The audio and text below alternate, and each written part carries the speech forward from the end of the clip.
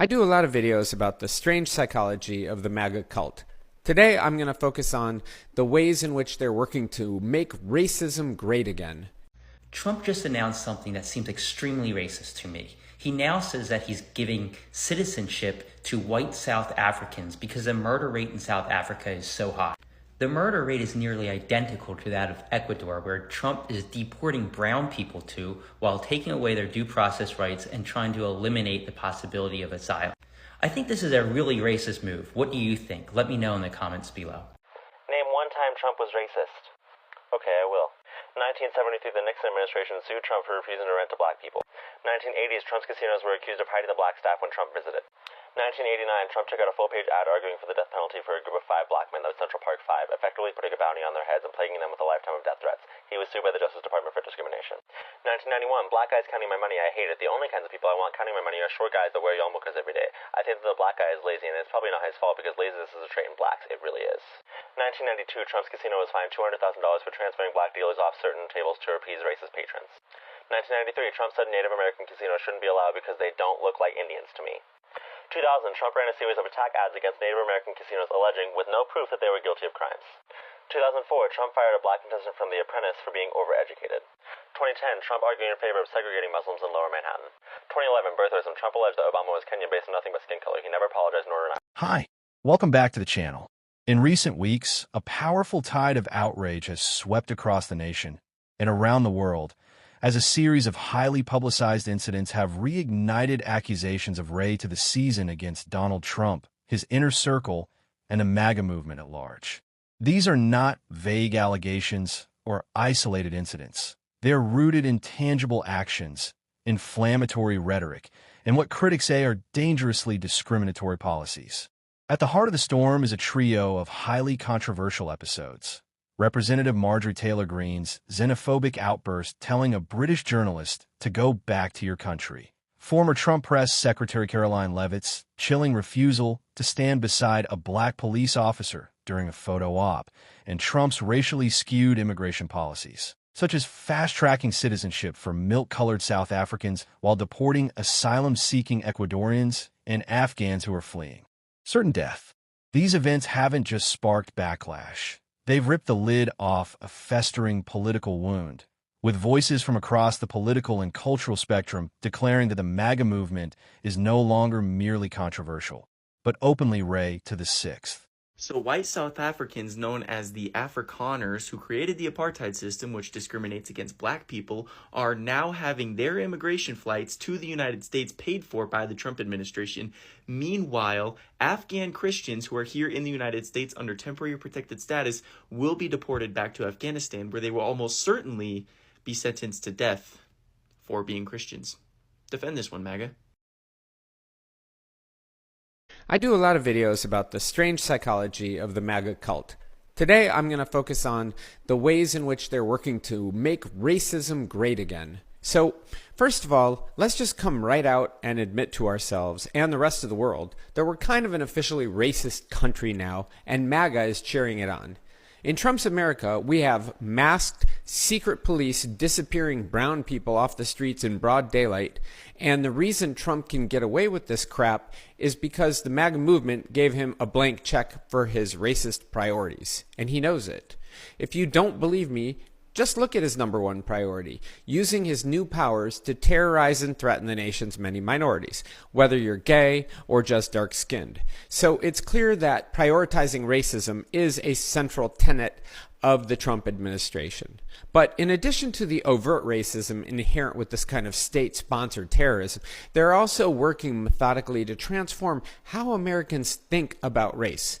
Over the last few years, they have cynically groomed the cult through propaganda networks like Fox News to believe that well-meaning social justice initiatives like affirmative action and DEI are actually the true racism in America. If you ask me, that's pretty freaking sinister, not to mention annoying as fuck, because now we all have to suffer through arguing with our brain-dead uncle who can't seem to grasp that equity and inclusion are in fact not evil concept. Seriously, it's 2025. Why the fuck do I need to explain this to anyone? So MAGA has embraced gaslighting that social justice is evil. And so in their perverted cult worldview, acknowledging racism is actually what makes you a racist. Let me say that again. MAGA psychology is so warped that merely acknowledging racism is considered a racist act.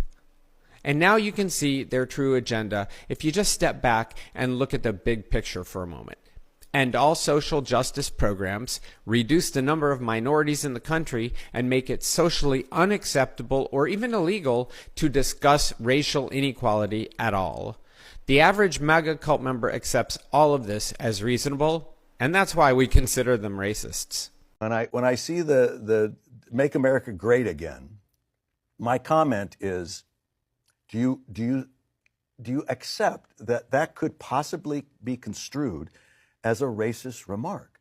And most people, a lot of people go, how could that be racist? Make America great again? I said, so just ask yourself from an African-American experience, when was it ever great in America for the African-American? When was it great? So if you're making it great again, it's not including them. So it's to teach us in the woke world to open up and accept the possibilities that our privilege has created blind spots for us. And maybe I haven't seen what is really happening yet in all my years. Marjorie Taylor Greene celebrated when the Pope died. And I took that opportunity to point out that there's a long history of Southern evangelicals really, really hating Catholics. And a lot of people seemed confused by that. So here's why. Obviously, America was mostly a Protestant country when it was founded.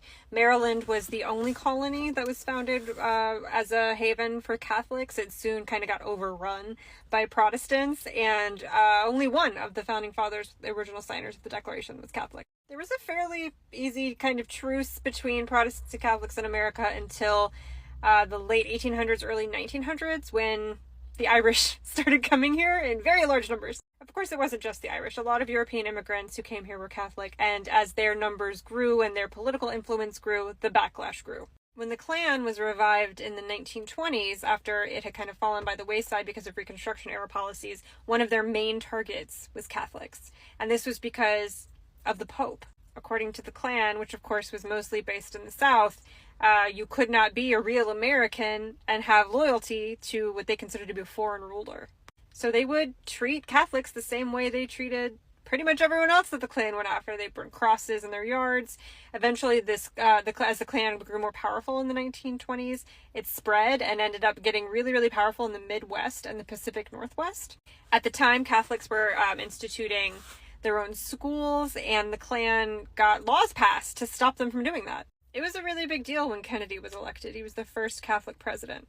After the passage of the Civil Rights Act in 1964, the South became largely Republican when it had been largely Democrat in the past. And Republicans remained pretty wary of Catholics until the 70s. When Nixon was running for re-election, he needed a much broader coalition than the one that got him elected because he was losing popularity, and he started courting Catholics. He actually considered converting to Catholicism, but thought that that would be too obvious. He did this by playing on the fact that Catholics are white and anti-choice. He realigned the GOP as the party against abortion in order to bring Catholics into the party. After Reagan's complete fall from grace, the new right continued that tradition. So that's how we end up with conservative Catholics, people like J.D. Vance. However, Southern evangelicals and Southern Protestants still really don't like them, and this is why. They don't think Catholics are Christians. The fundamental thing that Southern Pentecostals and evangelicals and Baptists believe is that you are saved by faith, by a personal relationship with Jesus that they don't think Catholics have. And they are taught this in church. And that's how Marjorie Taylor Greene can get away with hating the Pope, but liking J.D. Vance. Marjorie Taylor Greene's outburst. The firestorm began with Representative Marjorie Taylor Greene's now infamous verbal attack on a British journalist, during which she shouted, "Go back to your country." The confrontation was recorded and shared widely, instantly drawing comparisons to the kind of nativist rhetoric often used against immigrants and people of color. Supporters applauded her for standing up for America, but critics especially from marginalized communities and abroad, called it a blatant expression of milk-colored nationalist sentiment. Caroline Leavitt's silent message. Soon after, Caroline Leavitt refused to appear alongside a black police officer during a public event in New Hampshire.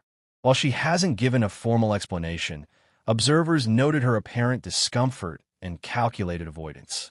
Many interpreted the moment as a subtle but deliberate act of racial exclusion. In the current political climate, silence can be deafening. Trump's racially skewed immigration policy.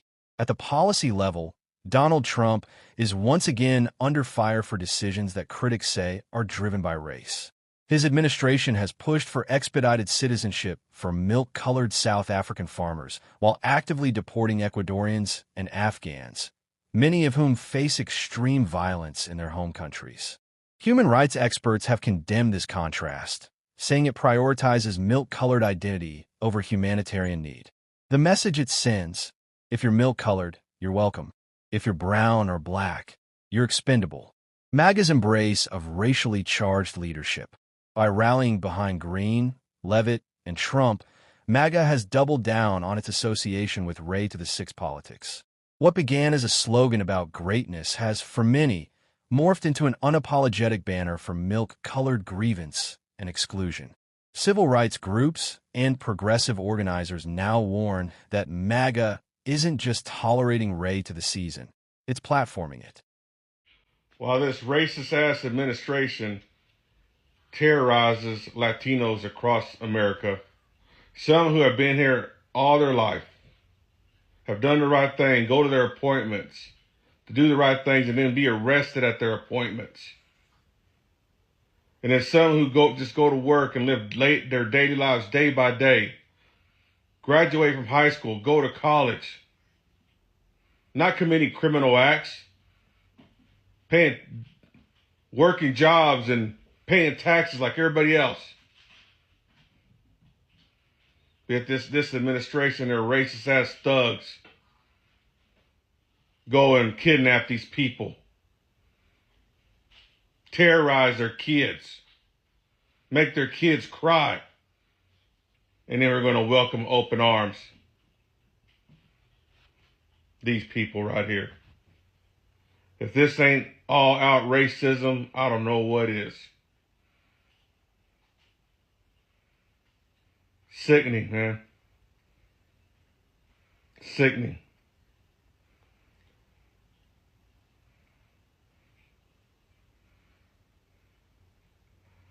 And I shouldn't hold no ill will toward these people because it's not their fault. And I really wouldn't have no problem with them coming here if the other side was treated the same way. But this is about what it is. Make America white. And treat Latinos who have worked in this country and paid taxes like shit. But you Latinos for Trump are the biggest fucking embarrassments to your old damn selves. Look at your fucking self in the mirror. Ain't nothing white about you, pendejo.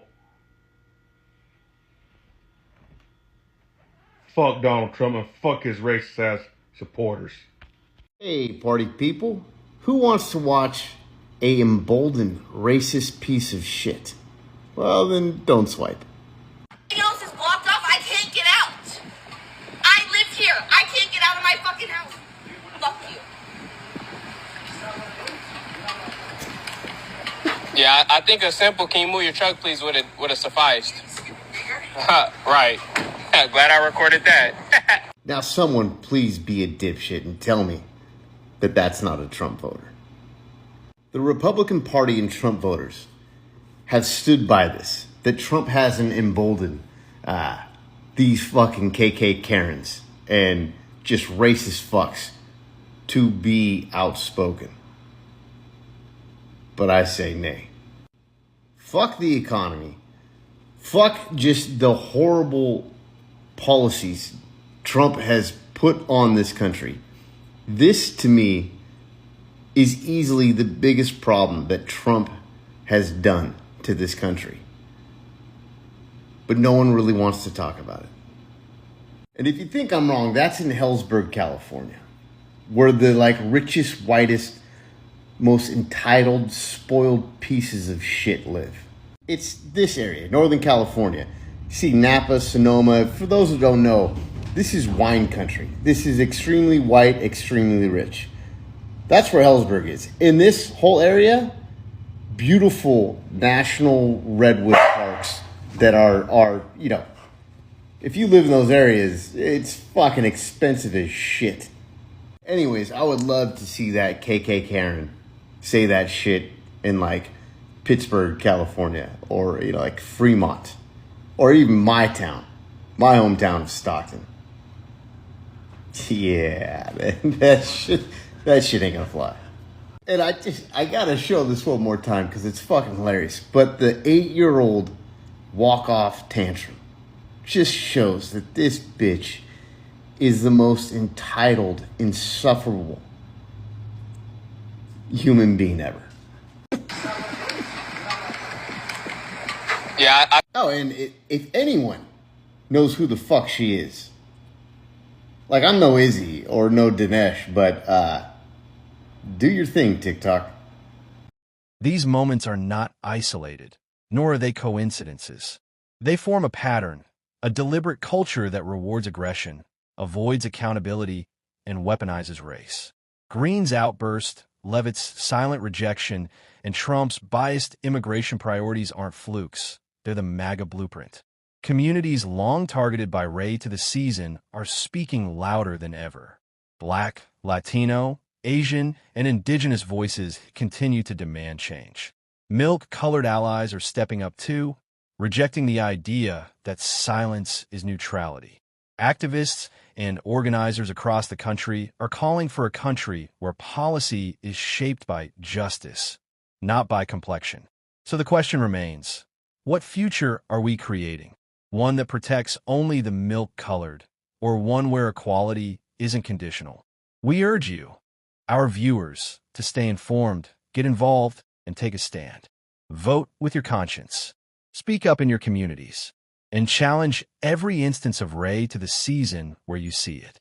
Special thanks to the independent creators, journalists, and activists whose footage and insight helped make this video possible. Your commitment to truth, justice, and community accountability is the engine behind this platform. And thank you for watching, sharing, and standing strong. If this video moved you, don't forget to like, subscribe, and click the bell so you never miss an update. Share your thoughts in the comments. Your voice makes this community stronger. And if you got stories or footage that need to be heard, send them our way. Until next time, stay bold, stay vigilant, and stand up against Ray of the Season, no matter what form it takes.